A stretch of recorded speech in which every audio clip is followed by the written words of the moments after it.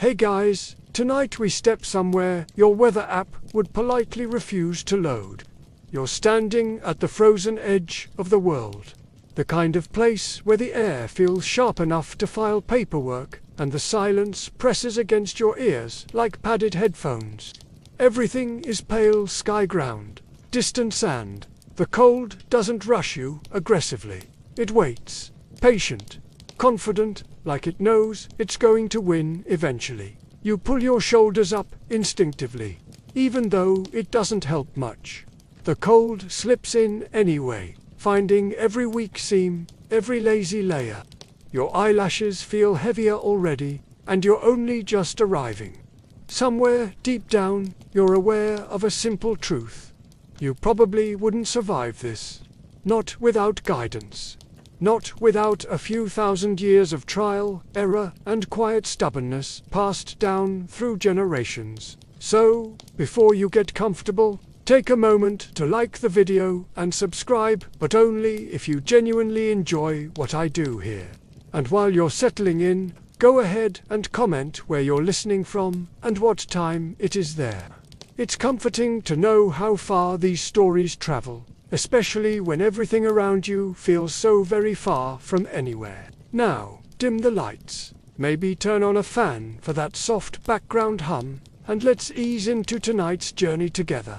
You take your first careful steps across the snow, and immediately notice something strange. It isn't uniform. It isn't just white emptiness. The surface has personality ripples, crusts, faint shadows that catch the low light. To you, it looks like snow. To the people who have lived here for thousands of years, it's a language.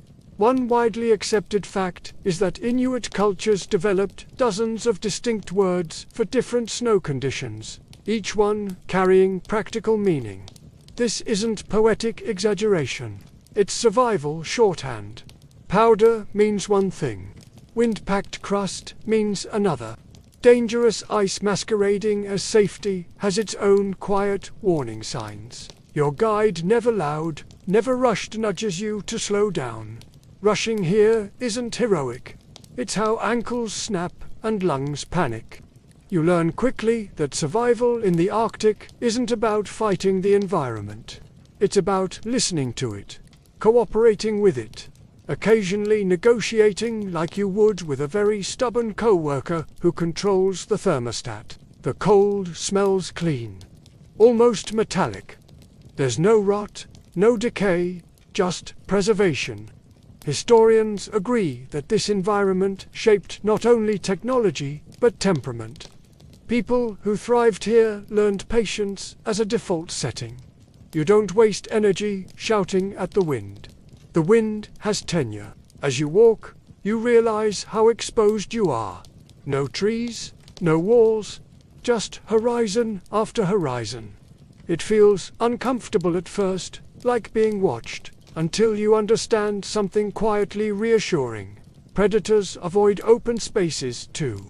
Polar bears aside, yes, we're not thinking about them right now. Visibility is safety. One lesser-known detail archaeologists still marvel at is how early Arctic dwellers positioned camps with sight lines in mind, choosing places where threats could be seen long before they arrived. Your breath fogs steadily, rhythmically. You begin to match it without trying. Inhale, exhale. The body adapts faster than the mind.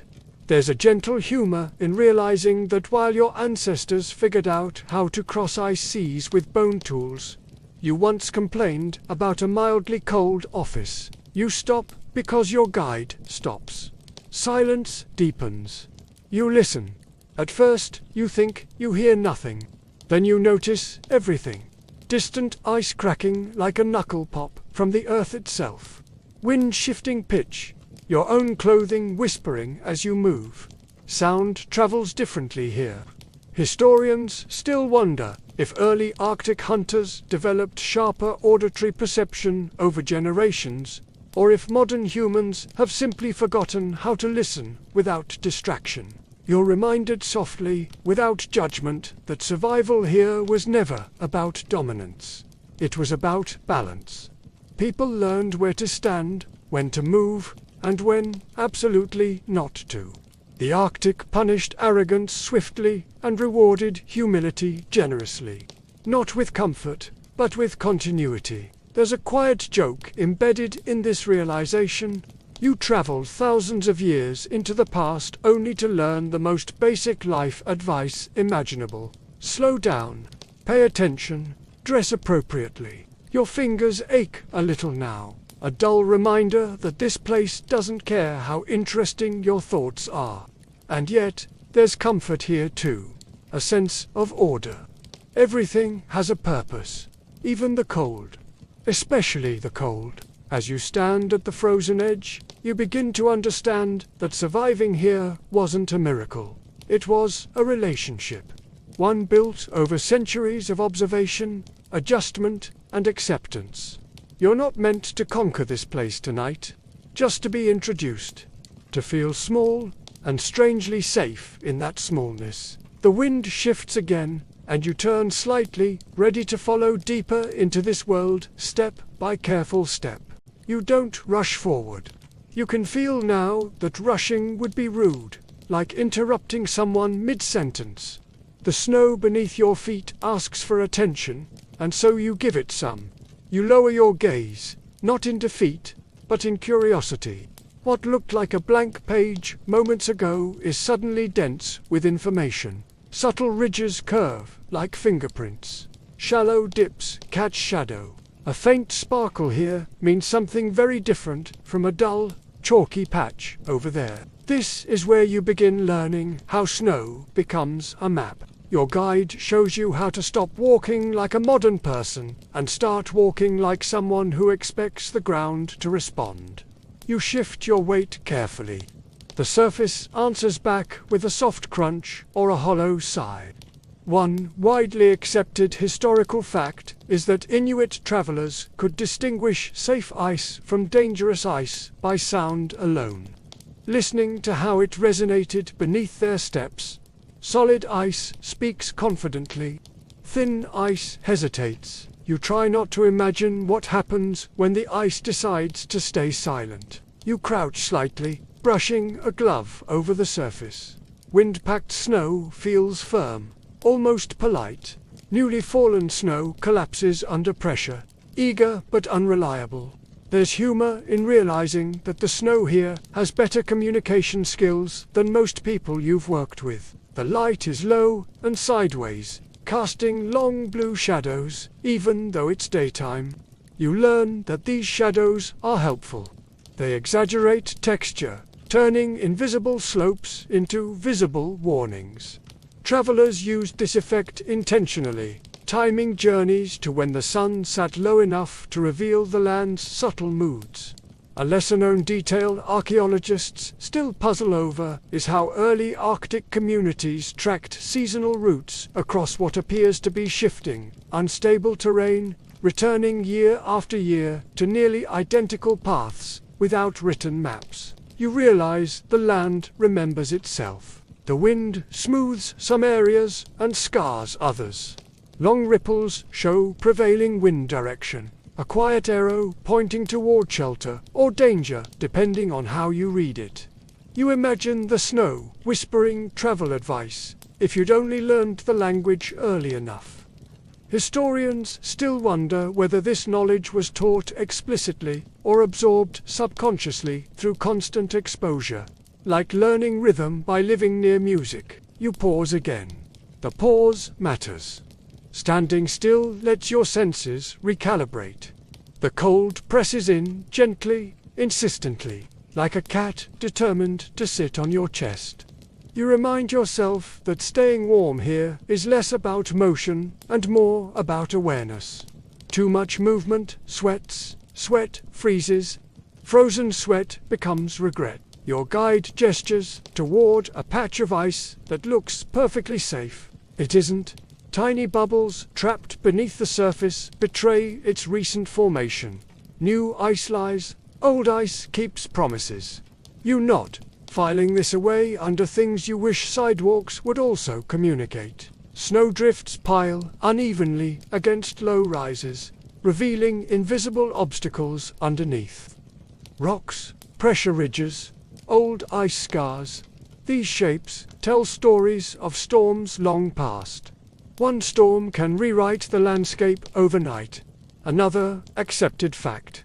Arctic travelers often waited days or weeks for storms to reshape terrain into safer configurations before continuing. Patience here isn't passive. It's strategic. You find yourself breathing more slowly now, syncing with the rhythm of observation. Inhale while scanning, exhale while deciding. Your thoughts soften, stretched thin by the cold and the quiet. It's easier to focus when there's nothing competing for your attention. No notifications, no clocks, just snow, light, and consequence. There's a gentle joke in realizing that this ancient navigation system has 0 batteries and perfect uptime. It never crashes.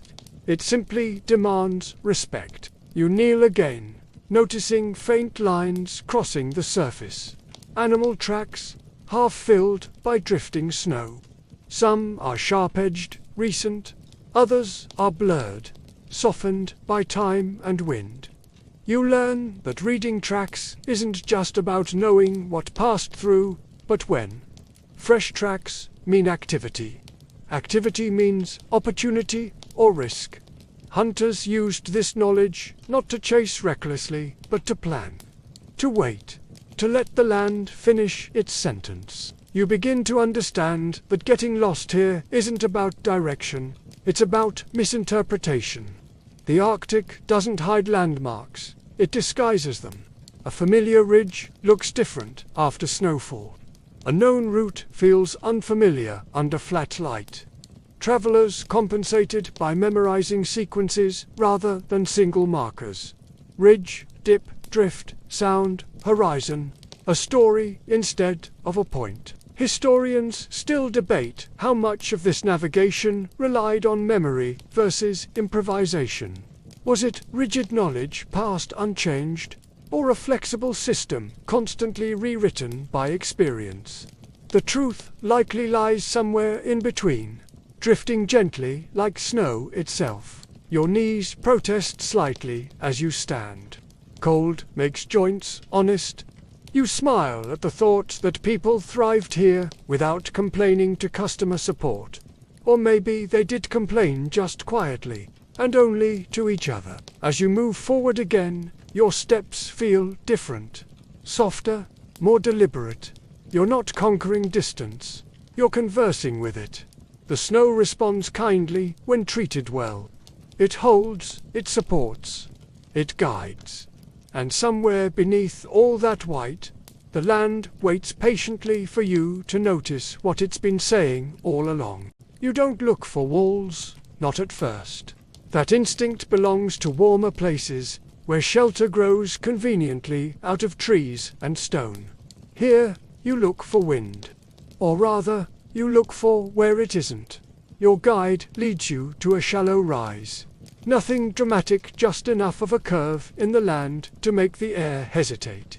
The wind slides around it instead of through it, and that small kindness is enough to begin. This is where a home starts. You kneel, brushing away loose snow until you find the right layer. Not powder, not ice. Compressed snow, dense but workable, the kind that cuts cleanly. One widely accepted historical fact is that traditional igloos weren't built from ice at all, but from packed snow, which traps air and insulates remarkably well. Ice is a terrible insulator. Snow, when shaped correctly, is warm in a way that feels almost smug. You cut blocks carefully, like slicing bread that doesn't want to be bread. Each block is slightly curved, angled inward. The structure rises in a gentle spiral, each piece leaning on the next, distributing weight without needing support beams. It's architecture that understands physics without ever naming it. A lesser-known detail that still impresses engineers is how the final keystone block locks the entire structure into compression, making it stronger under pressure. The harder the wind pushes, the tighter the walls hold. There's a quiet joke here. The house gets sturdier the worse the weather becomes. Imagine trying to sell that concept in modern real estate listings. You notice the doorway is low, uncomfortably low. That's intentional. Warm air rises and cold air settles near the ground. A low entrance creates a cold trap, keeping the warmer air inside the main chamber. You duck instinctively, reminded that dignity isn't a survival requirement. Inside, the air feels different. Softer, still cold, yes, but calm. Like the difference between standing in a freezer and standing in a freezer that respects you. The walls glow faintly as light filters through the snow. Not bright, just enough to remove the darkness without inviting glare. Your breath slows again. The igloo isn't meant to impress. It's meant to function quietly, like a good coat. You sit, feeling the packed snow beneath you. There's no furniture, but there is intention. Sleeping platforms are raised, again using warm air's upward drift. The floor remains cooler, collecting cold like a patient servant. Historians still wonder whether these designs emerged from deliberate experimentation or gradual refinement across generations, each builder adjusting small details without ever drawing a blueprint. Your guide points out tiny ventilation holes near the top. You'd never notice them unless shown. Without them, the space becomes dangerous surprisingly fast. Oil lamps burn oxygen. Humans exhale moisture. The igloo breathes slowly, deliberately. There's something comforting about a shelter that understands respiration better than some buildings you've worked in. You run a gloved hand along the wall. It feels solid, but not harsh. The snow absorbs sound, turning conversation into a murmur. This isn't a place for shouting. It's a place for resting, repairing, waiting. The Arctic doesn't reward urgency. It rewards endurance. A small stone lamp sits ready, carved with care. When lit, it doesn't just provide light, it adds heat, just enough to warm the interior slightly. The lamp's flame slowly melts the inner wall, which then refreezes into a thin ice glaze, strengthening the structure further. A house that heals itself. Historians debate whether this was an intentional discovery or a fortunate accident embraced quickly. Either way, it stuck. You realize that this shelter is temporary by design. It's not meant to last seasons. It's meant to last long enough. That mindset builds what you need. When you need, it is another quiet adaptation. Permanence here is risky. Flexibility survives. There's humor in how much effort modern people put into climate control, insulation, and architecture, while this elegant solution sits quietly on the tundra, unbothered, no wires, no manuals, just understanding. You lie back, feeling the snow beneath you, firm but supportive. Your body relaxes faster than expected. The silence deepens, wrapped in curved walls. The wind outside loses its voice. It can complain all it wants out there. In here, it's just background noise. This home isn't cozy in a decorative way. It's cozy in a biological way. It speaks directly to your nervous system, telling it that for now, you're safe. That's enough. You close your eyes for a moment, not to sleep, but to appreciate the improbable comfort of a house made from the very thing trying to kill you. It's a neat trick, one worth remembering. When you open them again, the journey continues. But now you understand something important. Survival here isn't about resisting the environment. It's about shaping it gently and letting it shape you back. You don't think about fashion until the cold reminds you that it's thinking about you. Constantly, aggressively. The moment you step back outside, the wind tests every seam, every fold, every optimistic assumption you made about modern outerwear. Your guide gives your jacket a long, polite look, the kind reserved for well-meaning but doomed efforts, and, gently, redirects your attention to something far more important than style. Here, clothing isn't about expression. It's about survival with a side benefit of not freezing solid. You're introduced to layers, but not the kind sold with inspirational slogans. These layers breathe. They trap warmth without hoarding moisture, which is critical because sweat is a traitor in cold environments. One widely accepted historical fact is that Inuit clothing systems were so effective that European explorers later copied their designs almost exactly, after learning often painfully that wool and cotton were terrible choices here. You feel a small, smug satisfaction knowing that even history had to admit, yes, they were doing it right first. The base layer sits soft against the skin, often made from caribou fur turned inward. This isn't a design quirk. Caribou hair is hollow, trapping air like tiny thermal flasks. It insulates while staying light, and it dries quickly. A lesser-known detail that still fascinates material scientists is that caribou fur performs better in extreme cold than many modern synthetic fabrics. Nature, once again, quietly outperforming expensive prototypes. You notice the outer layer turns the fur outward. That placement matters. The stiff guard hairs deflect wind and snow, while the softer underfur insulates. Every direction has a purpose. Nothing is decorative without also being useful. Even the stitching follows patterns designed to minimize heat loss and prevent tearing along stress points. Historians still wonder how much of this knowledge came from trial and error versus careful observation of animals already thriving here. You slip your hands into mittens instead of gloves. Your fingers protest briefly, missing their independence, but quickly forgive you. Mittens trap warmth better by allowing fingers to share heat. It's teamwork at a cellular level.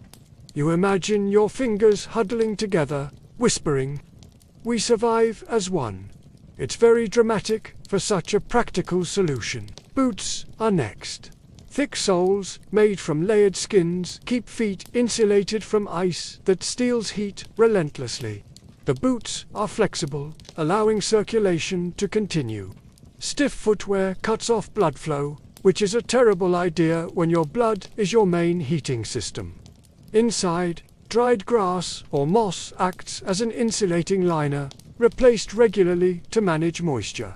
Yes, you are essentially wearing a tiny, well-maintained ecosystem. There's humor in realizing that these boots require more care than most houseplants, and yet they perform flawlessly in conditions that would destroy modern gear in hours. Hoods are large, fur-lined, and intentionally oversized.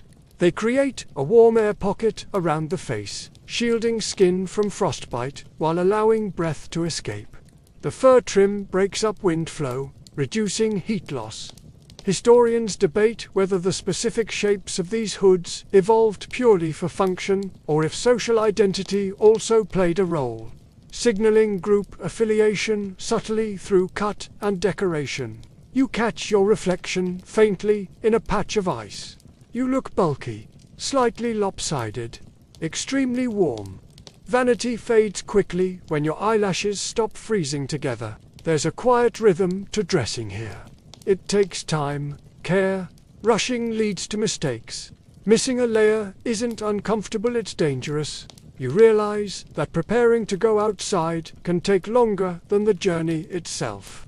That preparation is part of the journey. The Arctic doesn't reward spontaneity. Your guide adjusts a strap, tightening it just enough. Too tight restricts movement. Too loose invites cold. Balance again. Always balance. One joke floats through your mind. If modern fashion had evolved here, runways would be silent, practical, and deeply judgmental of poor insulation choices. As you move, the clothing moves with you. Nothing pinches, nothing flaps. Sound is minimized. Hunters needed silence. Clothing that whispered too loudly was redesigned or discarded. This attention to acoustic detail is something historians still admire. noting that successful hunts often depended on reducing every unnecessary noising, including the sound of fabric brushing against itself. You feel oddly cocooned, protected without being trapped. The clothing doesn't fight your body. It collaborates with it. Heat circulates. Moisture escapes. Cold is kept at a respectful distance. This system wasn't static. It evolved. Different regions adjusted materials and designs based on available animals and weather patterns. Coastal communities favored sealskins. Inland groups leaned on caribou. Adaptation wasn't a single invention, it was a conversation across generations. As you stand there, warm, in a place that should be hostile, you understand that survival here wasn't about toughness. It was about intelligence, expressed quietly, stitched into every seam. You take a step forward, confident now that the cold will have to work harder to reach you. And for the first time since arriving, it feels like a fair negotiation. You expect fire to announce itself, crackle, pop, flicker, something dramatic, like a campfire auditioning for a role. Instead, warmth here arrives quietly, almost shyly, as if it doesn't want to draw attention. Your guide leads you back inside the shelter and gestures toward a shallow stone dish resting patiently near the wall. It doesn't look impressive. It looks like something you'd set a spoon on and forget about. This is fire without trees. One widely accepted historical fact is that Arctic communities had no access to wood for fuel across vast regions. Yet they still mastered controlled, sustained heat using oil lamps fueled by animal fat, particularly sealed blubber. You watch as the lamp is prepared slowly, deliberately. The white coffin made from dried moss or Arctic cotton grasses positioned just right. Too high, it smokes. Too low, it sulks. The lamp is lit, and nothing dramatic happens. No flare, no sudden warmth. Just a steady, calm flame, barely moving. It's the introvert of fires. And yet, over time, the air begins to change. The chill loosens its grip slightly. The space becomes livable. You sit closer, feeling the heat touch your hands gently. This warmth isn't meant to overwhelm. It's meant to sustain. The lamp does several jobs at once, heating the space, melting snow for drinking water, cooking food, and providing light. Multitasking before it was a resume skill, a lesser-known detail that surprises many historians is how precisely these lamps were managed. Too much heat could weaken the igloo's walls. Too little and everyone suffers. Lamp tending was a skill, often taught early, and mistakes were corrected quietly, without drama. Fire here isn't a force to be dominated. It's a companion that requires attention. There's something almost meditative about watching the flame. It reflects faintly on the ice-glazed walls, turning them into soft mirrors. The light feels warmer than it should, maybe because it's earned. You think about how modern lighting blasts rooms into existence with switches and grids, while this glow arrives by permission. You notice the smell. Clean, slightly fatty, not unpleasant. It reminds you that warmth comes from life here, recycled carefully. Nothing is wasted. Historians still debate whether this efficiency emerged from necessity alone, or if it carried moral weight as well as cultural. Emphasis on respect for resources because scarcity never stops being relevant. Outside, the wind does its best impression of chaos. Inside, the lamp ignores it completely. You learn that managing heat here is about consistency, not intensity. Sudden bursts of warmth lead to melting, dampness, and danger. Steady heat keeps everything stable. There's a lesson in that somewhere, probably applicable to more than just A quiet joke surfaces. If modern productivity gurus lived here, they'd spend months trying to optimize the lamp before realizing it's already perfect. You stretch your hands, careful not to hover too close. Burns heal poorly in cold environments. Even warmth has rules. Your guide reminds you gently that fire here is shared responsibility. Everyone notices if it falters. Everyone benefits when it behaves. You sip melted snow, warmed just enough to be kind to your teeth. The water tastes clean, almost sweet. It feels like drinking the landscape itself, which is exactly what you're doing. As the lamp continues its quiet work, you realize something comforting. Survival here doesn't rely on dramatic moments. It relies on thousands of small, correct decisions made patiently. Lighting a lamp properly, adjusting a wick, waiting. The flame flickers once, settles, and holds. Just like you. You don't think of food as comfort at first. You think of it as fuel, and even that feels generous. Hunger behaves differently here. It doesn't rush in with loud complaints. It waits politely, tapping its watch, reminding you that calories are not optional in a place that actively drains them from you. Your guide leads you through this realization with the calm confidence of someone who knows exactly how much energy the cold is stealing per minute. Eating here is about heat, not taste. One widely accepted historical fact is that traditional Arctic diets were extremely high in fat and protein, sometimes deriving over 70% of calories from animal fat. Seal, whale, caribou, these aren't just foods, they're energy strategies. Fat burns slowly, steadily, keeping body temperature stable for long stretches. Carbohydrates, so beloved elsewhere, are rare guests here. You don't miss them as much as you expect. Food is prepared simply, no elaborate spices, no distractions. Cooking over the oil lamp is slow, careful. Meat warms gradually, releasing rich, dense aromas that feel heavier than air. You realize this smell isn't just appetite's reassurance. It tells your body that help is coming. A lesser-known detail that surprises many people is that much of this food was eaten raw or frozen, especially organs and skin. This wasn't culinary bravado. It preserved vitamins, particularly vitamin C, that would otherwise be lost through cooking. Scurvy, the nightmare of European explorers, was largely absent here. Historians still debate why it took outsiders so long to notice that the people thriving in this environment might understand nutrition better than imported textbooks. You take a careful bite. The texture is unfamiliar, firm and clean. The flavor is mild, almost understated. There's no dramatic chewing montage. Your body reacts first. Warmth spreads slowly, not like a rush, but like a thermostat nudging upward. You feel it in your fingers, then your toes. It's subtle, but undeniable. There's humor in realizing that this meal would horrify modern dinner guests, yet quietly outperform their multivitamins. You're taught to eat deliberately.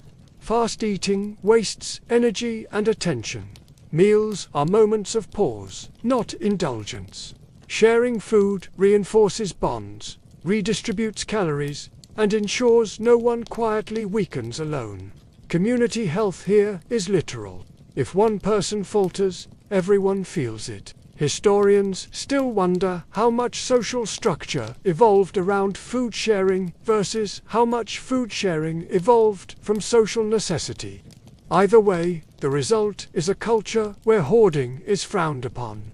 Not because it's immoral, but because it's inefficient. You notice that nothing is discarded casually. Bones are cracked for marrow.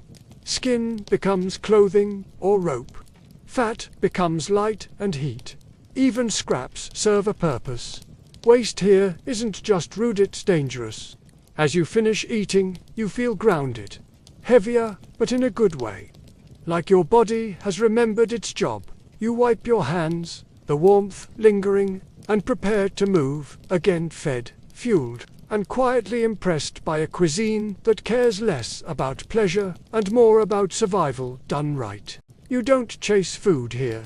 Chasing implies impatience, noise, wasted energy, all things the Arctic dislikes deeply. Instead, you learn to wait in a way that feels active, even though you're barely moving.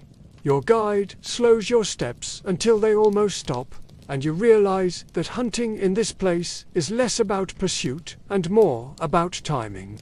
Listening and not arguing with reality. Silence becomes your primary tool. One widely accepted historical fact is that Arctic hunters often waited hours, sometimes days, at seal breathing holes in the ice, remaining nearly motionless until the moment arrived. This wasn't endurance theater, it was efficiency. Seals surface predictably, cautiously, and only briefly. Missing the moment means waiting again. You understand quickly that impatience burns calories faster than cold ever could. You settle into position. The ice beneath you feels solid, but not lifeless. Tiny cracks murmur faintly, a constant reminder that this surface is temporary, even when it looks permanent. You feel the cold through your clothing, manageable but persistent, like background static.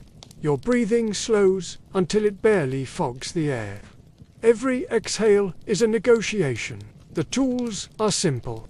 Harpoons balanced for accuracy, lines carefully coiled to prevent tangles, blades kept frighteningly sharp not for drama, but because clean cuts matter. A dull blade wastes effort and time is the one thing you never have extra of. A lesser-known detail historians often highlight is how hunting tools were customized for individual hunters, adjusted to height, strength, and preference. This wasn't mass production. It was personal engineering. You watch the ice, not staring, but observing loosely, letting your vision soften. The breathing hole is small, barely noticeable. Snow is brushed over it lightly to disguise human presence, leaving just enough access for the seal.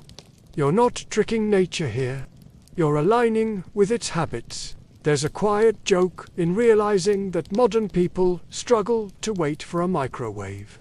While this entire survival strategy hinges on stillness, time stretches. Muscles complain softly. You shift just enough to prevent stiffness, not enough to announce yourself. The cold seeps in slowly, but your layered clothing and steady breathing keep it from escalating. You feel your heartbeat, steady and calm. Panic has no place here. Panic makes noise. When movement finally happens, it's subtle. A change in sound, a shift in pressure beneath the ice. You don't react immediately. Reacting immediately is how you miss things. You wait for confirmation. Historians still debate how hunters learned to read these cues so precisely, whether it was explicit teaching or long observation beginning in childhood. Likely both, braided together. Action, when it comes, is swift and decisive. No wasted motion, no hesitation. The moment passes quickly, leaving behind silence again. You're reminded that successful hunts here are quiet affairs. There's no celebration, no shouting, just acknowledgement and gratitude. Respect follows automatically. The animal isn't an opponent. It's a participant in a system that keeps people alive. This mindset shaped rituals and taboos surrounding hunting, ensuring balance rather than excess. Historians still wonder how much these beliefs reinforced sustainable practices versus emerging. Naturally, from lived experience, you help secure the catch, hands working methodically. Nothing is rushed. Even now, when success has arrived, care matters. Meat must be processed efficiently to prevent freezing or spoilage. Fat is separated carefully. Tools are cleaned immediately. Disorder here compounds quickly. There's a gentle humor in how anticlimactic it all feels. No dramatic music, no heroic poses, just work done correctly. As you move back toward shelter, the weight you carry feels reassuring rather than burdensome. It represents warmth, light, and meals yet to come. The cold seems slightly less aggressive now, as if acknowledging your effort. You realize that hunting here isn't about dominance or bravery. It's about alignment, understanding patterns well enough to step into them briefly, without disrupting the whole. Your body feels tired, but not depleted. Focused, grounded. This kind of fatigue feels honest, earned. And as you walk, carefully, deliberately, you understand that survival here rewards those who know when to move and when, absolutely not to. Movement here isn't loud or forceful. It glides, it whispers. Your guide gestures toward the shoreline, where ice meets water in a way that feels more like negotiation than boundary. You're introduced to tools that don't fight this landscape, they cooperate with it. Kayaks, sleds, ingenious shapes born from watching how ice breaks and water flows.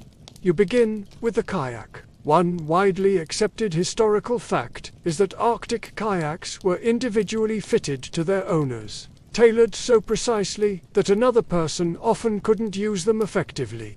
You lower yourself into one, feeling how snug it is. There's no extra space, no wobble. It feels less like sitting in a boat and more like wearing one. The frame flexes slightly beneath you, responding rather than resisting. The skin covering often seal has been stretched and treated carefully, waterproofed, without becoming rigid. A lesser-known detail that still amazes modern designers is how these boats balanced flexibility and strength, absorbing wave energy instead of fighting it.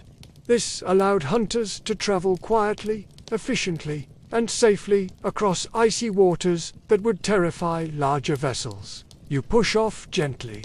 The paddle enters the water without a splash, angled just right. Noise attracts attention here, and not the good kind. Each stroke feels deliberate, economical. You're not trying to go fast. You're trying to go far without exhaustion. The water is dark, heavy-looking, but calm. Ice flows drift lazily, bumping together like distracted thoughts. You steer between them, guided by subtle shifts in current and wind. Historians still debate how much navigation by kayak relied on celestial cues versus immediate environmental feedback. The answer seems to be whatever worked at the moment. When ice thickens, you transition to land travel. Sleds wait patiently, runners polished smooth by use. Dogs alert, focused, stand ready. Their energy contained but eager. Dog sledding isn't chaos, it's coordination. Commands are quiet, precise. The dogs know their roles. You realize quickly that the lead dog isn't the strongest, but the smartest. Decision-making matters more than brute force. A lesser-known detail, sled runners were sometimes iced intentionally by pouring water over them in freezing temperatures, creating a smoother, faster surface. It's maintenance that feels oddly satisfying, like sharpening a tool with patience instead of force. You sit low on the sled, weight distributed evenly. The ride is smooth, rhythmic. The landscape scrolls by in muted tones. White, blue, shadow. Motion here is efficient, not scenic. The beauty is a side effect. There's humor in noticing that this entire transportation system runs without fuel stations, traffic laws, or GPS and yet works reliably across one of the harshest environments on Earth. You feel the cold differently now. Moving generates heat, but not enough to cause sweat. Balance again. Always balance. The dogs breathe steadily, tongues visible, their focus unwavering. You understand that these animals aren't tools. They're partners. Historians still wonder how early domestication shaped both human and canine survival strategies, here, evolving side by side into a shared system of trust. As you travel, you realize that movement here isn't about conquering distance. It's about choosing the right moment, the right method, and the right pace. Kayak when the water allows, sled when the ice holds, walk when neither option makes sense. You slow as the terrain shifts again, approaching shelter. The journey feels continuous, unbroken. No finish line, just progress. When you stop, you don't feel relief. You feel continuity, like the movement itself has become part of you. And in this place, that's exactly what survival looks like. You begin to notice something subtle, something that doesn't announce itself the way cold or hunger does. Survival here isn't solitary. It never was. Even when you're physically alone, you're carried by systems built for more than one person. Your guide slows, letting you feel this realization settle in naturally, like snow accumulating without being asked. Community here isn't optional. It's infrastructure. One widely accepted historical fact is that Arctic societies depended heavily on cooperative living, shared food, shared labor, shared risk to survive environments where individual failure could endanger everyone. You feel this immediately in how tasks are divided. No one does everything. Everyone does something essential. Hunting, preparing food, maintaining tools, watching whether each role overlaps just enough to catch mistakes before they become disasters. You sit among others, not crowded, but close enough to share warmth. Conversation is quiet, practical, and often dryly humorous. Jokes aren't loud here. They're efficient, a raised eyebrow, a comment that lands softly and lingers. Humor, you realize, is another survival tool. It releases tension without wasting energy. A lesser-known detail historians still discuss is how decision-making often relied on consensus rather than hierarchy. Leadership shifted based on context, hunting expertise, whether knowledge, experience with a particular route. Authority wasn't fixed. It was situational. This flexibility prevented rigid mistakes from becoming fatal traditions. You notice how food is distributed. Not equally, but equitably. Hunters receive enough to recover. Elders receive enough to remain strong. Children are prioritized quietly, without ceremony. No one announces generosity. It's assumed. Historians still wonder whether this system emerged purely from necessity or whether it also reinforced deeper cultural values of interdependence and restraint. There's a gentle joke in realizing that this society mastered collaborative economics without spreadsheets, apps, or motivational posters. Disagreements happen, of course, but conflict here is expensive. Anger burns energy. Resentment fractures trust. Mechanisms exist to diffuse tension before it escalates. Humor, storytelling, temporary distance.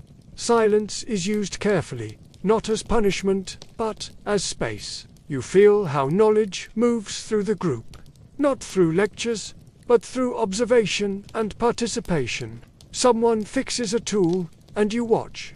Someone prepares food, and you help. Correction happens quietly, often with a smile that says, almost, try again.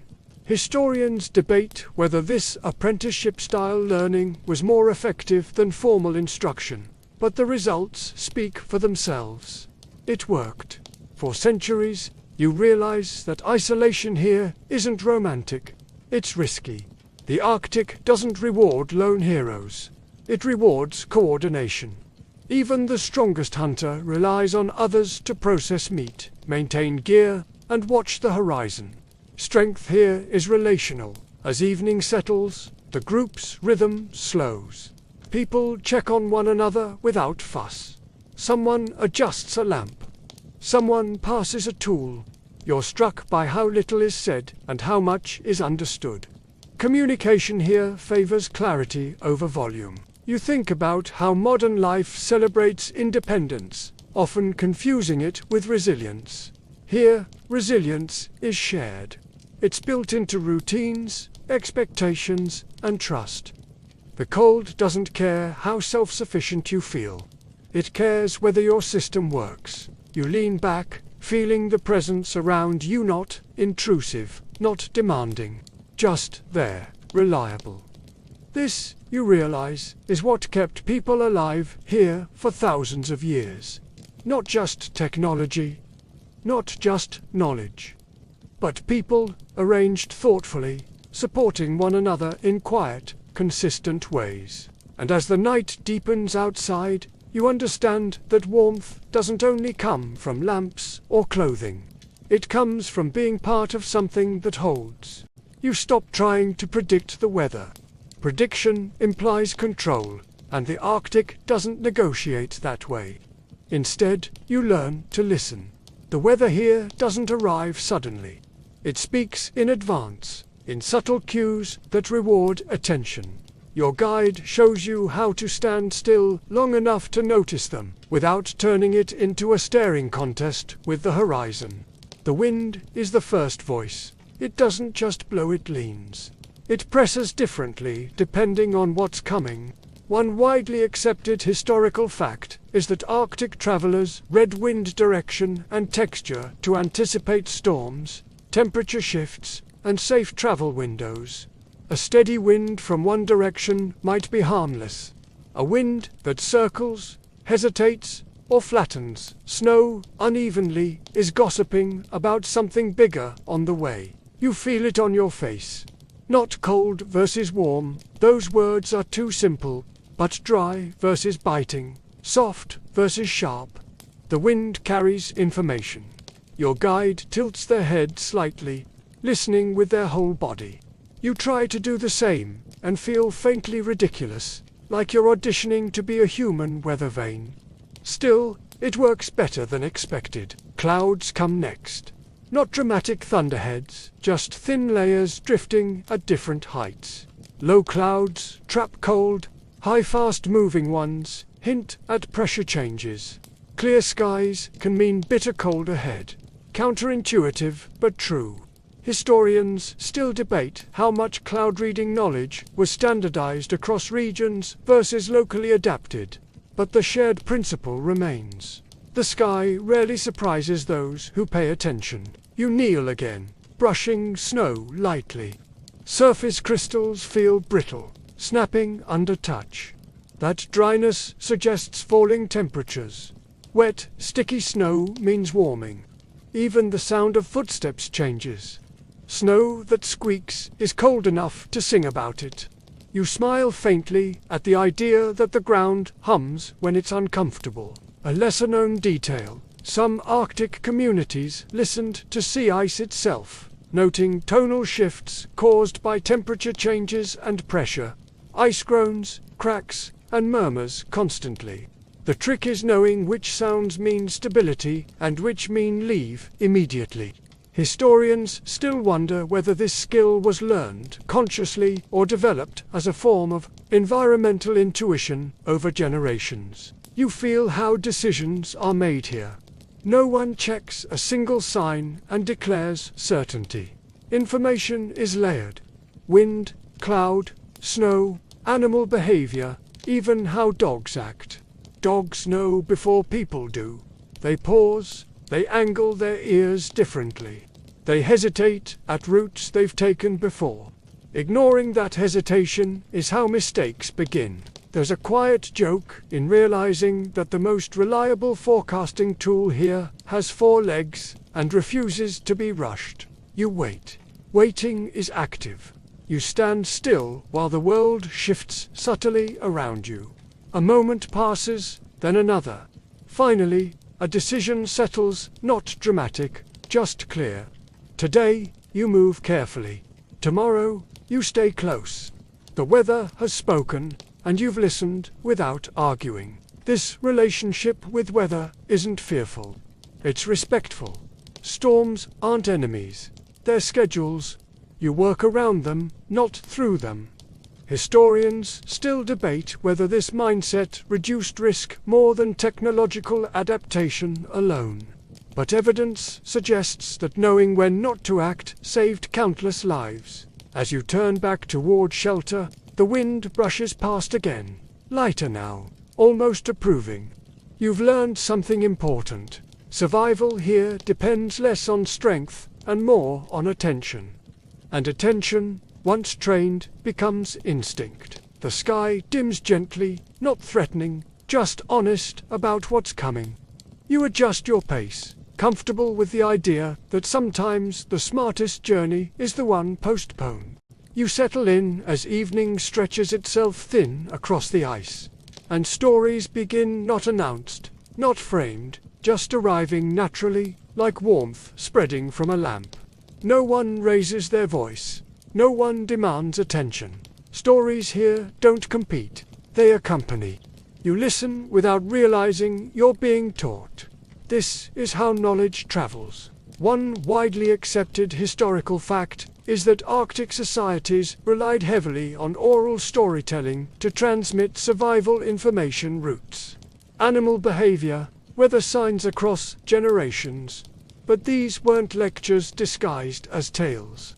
They were calm, repetitive, gently circular narratives, told often enough that the lessons soaked in without effort.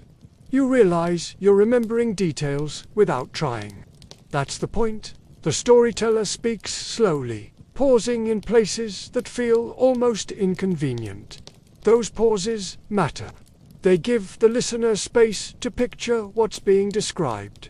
A ridge shaped like a sleeping animal. A wind that lies before it turns dangerous. A mistake made once, long ago, that doesn't need repeating. You notice how often the story returns to the same images, reinforcing them like footprints in snow. A lesser-known detail historians still discuss is how many stories deliberately included ambiguity. Not every ending is clear. Not every cause is explained. This wasn't laziness. It trained listeners to think, to question, to adapt lessons rather than memorize rules. Historians still wonder whether this openness helped communities remain flexible in changing environments rather than rigidly following outdated instructions. There's humor woven in, subtle and dry. Someone once ignored advice and paid for it not fatally, just uncomfortably. Someone else mistook impatience for bravery and spent the night cold and embarrassed. The laughter that follows is soft, affectionate. These stories correct behavior without shaming. You realize that being laughed at gently is preferable to being buried quietly. You feel your body relax as the rhythm of the storytelling takes hold. The repetition slows your breathing. The familiar patterns create safety. You understand now why these stories were often told during long winter nights, when movement was limited and darkness stretched endlessly. Stories filled the space without demanding energy. You notice that children listened to, not forced into silence, but allowed to drift in and out of attention. Even half-heard stories leave traces. Lessons settle later, resurfacing when needed. Historians still debate how much early learning here was intentional versus incidental, but the result is undeniable. Children grew into adults who understood their environment deeply. There's a gentle joke in realizing that this educational system requires no tests, no grades, and no homework, just patience and presence. The storyteller's voice blends with the soft sounds of the shelter, a lamp's faint hiss, clothing shifting, wind brushing against the walls. The story slows further, looping back to the beginning before trailing off naturally. No conclusion is announced. No applause follows. The silence afterward feels full, not empty. You realize something important. These stories don't belong to the teller. They belong to the group. Anyone could tell them, adjust them, add a detail, remove another. Knowledge here isn't owned, it's shared, maintained collectively like a well-used trail. As the night deepens, you feel the stories settling into you not as facts, but as instincts. You may not remember every word tomorrow, but you'll remember when to pause, when to listen, when not to rush. And as you rest there, wrapped in warmth and quiet voices, you understand that survival here wasn't just engineered into tools and clothing. It was spoken, gently, again and again, until it became part of how people thought. As the stories fade, something else takes their place, not silence exactly, but a sense of watchfulness that feels older than language. You notice small behaviors now, a gesture before eating, a pause before stepping outside, a careful placement of tools when they're not in use. These aren't habits born of superstition alone. They're part of a system that keeps balance where imbalance is dangerous. Belief here is practical. One widely accepted historical fact is that many Arctic cultures held animistic beliefs, viewing animals, weather, and even tools as possessing spirit or agency.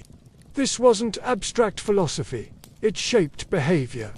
Hunters followed specific rituals after a kill, not out of guilt, but to ensure continued success and respect.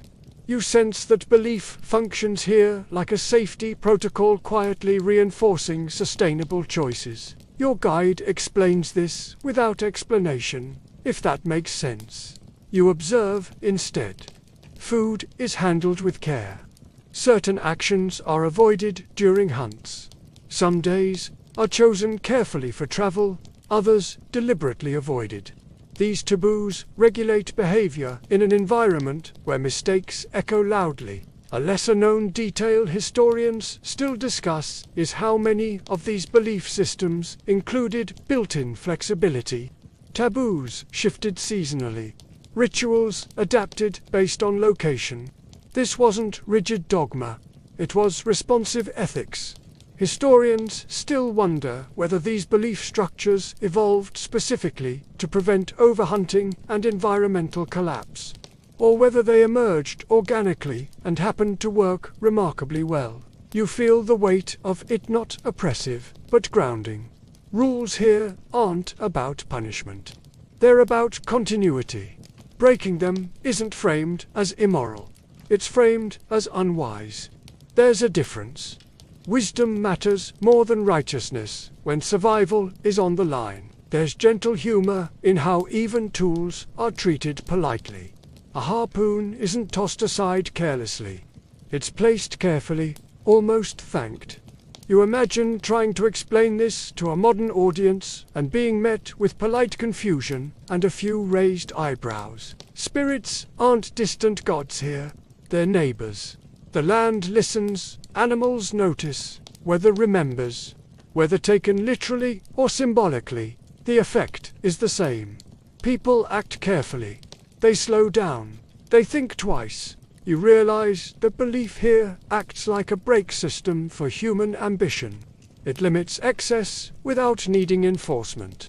Historians still debate whether similar belief-driven restraints existed in other extreme environments, or if the Arctic simply made consequences visible faster. As night deepens further, these rituals don't escalate, they soften.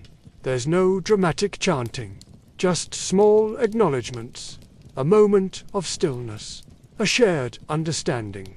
You feel oddly comforted by the idea that the world around you isn't inert, it's responsive. You prepare to rest, careful where you step, how you move. Not because you're afraid of offending something unseen, but because attentiveness has become second nature now. Belief here isn't fear-based. It's relationship-based, and as you settle, you realize that these systems, stories, rituals, taboos aren't separate from survival. They are survival, expressed gently, woven into daily life until they feel as natural as breathing warm air in the cold. Morning doesn't arrive loudly here. It seeps in, pale and patient, barely disturbing the edges of sleep. You notice children first, not because they announce themselves, but because they're already doing something useful without being told. There's no formal bell, no structured lesson plan pinned to a wall. Learning here happens by osmosis, absorbed through proximity and quiet participation. Children are raised by the environment as much as by adults. One widely accepted historical fact is that Arctic children learned survival skills early, often through play that mirrored adult tasks, miniature tools, small sleds, pretend hunts. This wasn't forced labor. It was preparation disguised as curiosity. You watch a child carefully pack snow, mimicking the motions used to shape blocks. The effort is clumsy but earnest. No one corrects immediately. Mistakes are allowed to exist long enough to teach. A lesser-known detail historians still find remarkable is how rarely children were scolded harshly. Discipline leaned toward patience and explanation rather than punishment. Emotional control mattered here. Panic spreads. Anger wastes energy. Children learned early how to regulate themselves because everyone depended on it. You notice how adults involve children naturally. A knife is handed over, not the sharpest one, but not a toy either. Trust is extended gradually, reinforcing responsibility. The message is clear. You are capable, and you will become more capable. Historians still debate how this early autonomy affected decision-making in adulthood, but evidence suggests it produced adults who trusted their judgment and respected limits. There's gentle humor in seeing a child lecture another about snow quality with absolute confidence. Despite being roughly knee-high, expertise here is relative, and everyone gets a turn eventually. Children observe everything: how tools are stored, how food is shared, how people pause before acting. No one sits them down to explain philosophy. They watch it unfold daily. Learning here is continuous, ambient, impossible to avoid. You realize that childhood isn't sheltered from reality here. It's integrated into it. Children understand risk without being frightened by it. They know cold hurts. They know ice breaks. They also know how to respond. Historians still wonder whether this early exposure built resilience or simply reflected necessity. Likely both. As the day unfolds, you see children drift between play and contributions seamlessly. Laughter happens. So does focus. The line between the two is thin. Survival doesn't erase joy, it reshapes it. You feel a quiet admiration. This upbringing doesn't rush childhood away, it equips it. And in a place where the margin for error is slim, that preparation becomes kindness. By the time the light shifts again, you understand that survival here wasn't inherited automatically. It was taught gently, daily, and with trust, one small task at a time. Change arrives here the same way everything else does, slowly, unevenly, and without asking permission. You feel it before you see it. A subtle shift in rhythm. New materials appear beside old ones. New sounds slip into familiar silence. Nothing disappears all at once. Adaptation here isn't abandonment. It's layering. Contact doesn't erase tradition. It bends it. One widely accepted historical fact is that Arctic communities adapted rapidly to outside contact, incorporating metal tools, firearms, and traded goods often, improving efficiency without discarding core survival knowledge. You notice this balance immediately. A steel blade replaces a stone one, but the way it's used remains unchanged. The hand knows what to do. The tool simply cooperates more easily. A lesser-known detail historians often point out is how selectively new technology was adopted. Not everything offered was accepted. Some tools failed in the cold. Others disrupted rhythms that mattered more than speed. Items that couldn't be repaired locally were viewed with suspicion. Dependence here is dangerous. Reliability matters more than novelty. You watch someone test a new object carefully, without excitement. It's used alongside familiar tools, compared quietly. If it earns trust, it stays. If not, it drifts away without ceremony. Historians still debate whether this cautious adoption slowed technological progress or preserved cultural stability. From here, it looks like wisdom wearing a practical coat. There's a quiet joke in realizing that trends don't survive long, where consequences are immediate. You sense resilience not as stubbornness, but as flexibility anchored in experience. Traditions adjust. Roots shift. Stories gain new chapters. Even belief systems make room for unfamiliar ideas, absorbing what fits and releasing what doesn't. Change isn't feared. It's negotiated. As evening returns, you feel continuity, again not frozen in time, but moving carefully forward, carrying the past without being trapped by it. You feel it now not as exhaustion, but as rhythm. Survival here was never a single dramatic act, never a heroic stand against the cold. It was repetition. Daily, quiet repetition, refined until it felt almost effortless. Endurance wasn't something people summoned in emergencies. It was how they lived when nothing unusual was happening. This is what lasting looks like. One widely accepted historical fact is that Arctic communities sustained continuous human life for thousands of years in one of the most extreme environments on Earth, not through isolation or stagnation, but through constant adjustment. You sense how endurance here is woven into routine. Waking, dressing, listening, moving, eating, resting. None of it is rushed. None of it is wasted. You step outside once more, not to go anywhere in particular, but to feel the cold with new understanding. It greets you the same way it always has, firm, indifferent, honest. But you're different now. You know how to meet it without bravado. You know when to stop.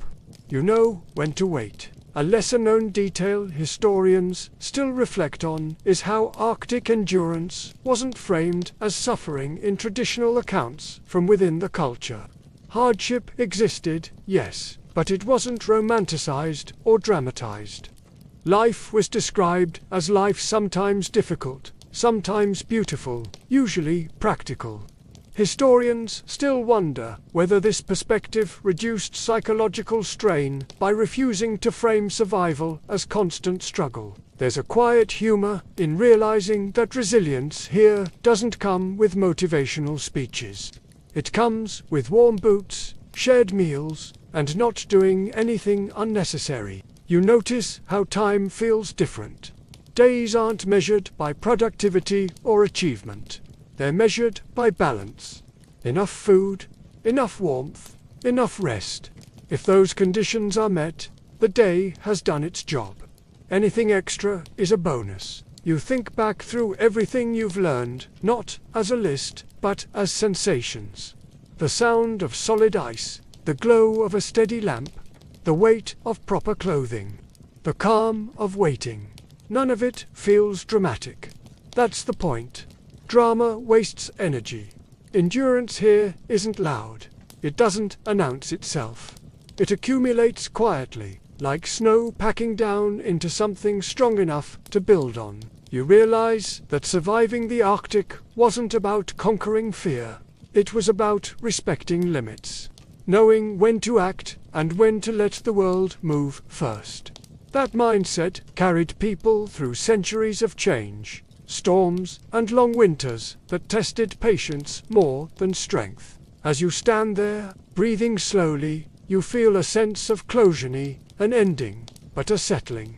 This place doesn't need to be escaped. It needs to be understood.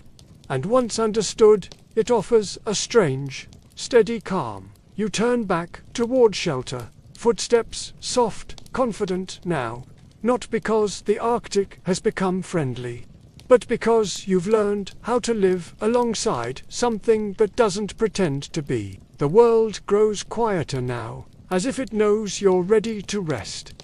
The wind outside softens into a steady hush, no longer asking anything of you. Inside, warmth holds without effort, the kind that doesn't demand attention. Your breathing slows naturally, each inhale arriving easily.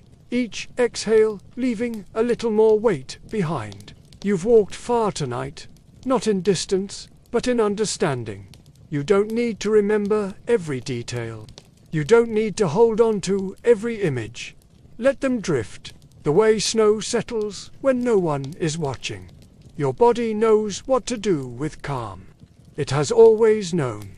Imagine the light dimming further, edges softening, the world narrowing to just this quiet moment. Muscles loosen, thoughts stretch out and grow thin. Nothing is required of you now.